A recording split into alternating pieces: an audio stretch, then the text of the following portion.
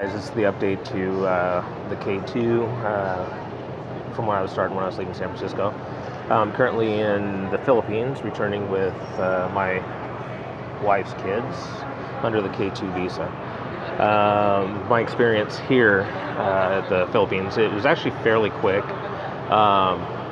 The Philippine travel tax for the Philippine nationals, even though a lot of people are saying it's included in the airline tickets, for some reason I had to pay for two, one for each of them for their travel tax. So don't go in assuming that it's paid, because it's either not paid by the ticket or it is paid by the ticket and somebody got an extra 1,600 pesos from me. So who knows? So my experience, everybody's been very helpful. The ticket counter was really simple. They did ask to see the two sealed envelopes from the embassy. Didn't open it up or look at it or anything like that, just looked to confirm that I had it. Going through the immigration check line before you even can enter that area, you have to have a Philippine departure card for the Philippine nationals. Whoever's holding a Philippine passport has to present that to even get into the line for the check-in.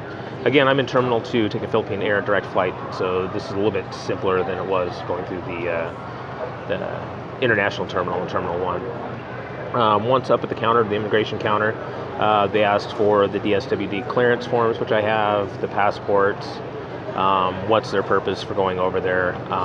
And we had to do the K2 to follow, and my wife, again, wasn't able to come with. So I'm the one that came and get the kids, so they were asking why she wasn't with me. And I explained that the advanced parole wasn't finished yet. The adjustment of status hasn't been completed.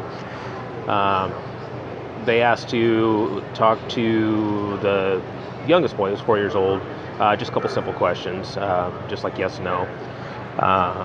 But that's the extent of it. It was actually a pretty simple process. Hold on.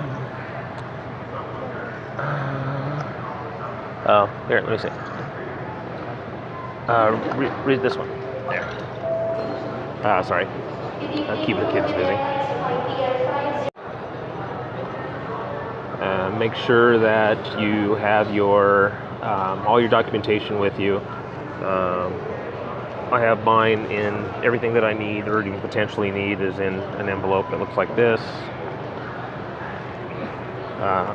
It just has everything organized, so I don't have to go digging through my backpack, because I actually have a whole bunch more documentation with me than that.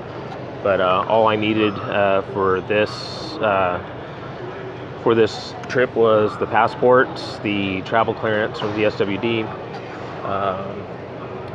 my boarding passes once I got them, and that's the extent of it on the Philippine side.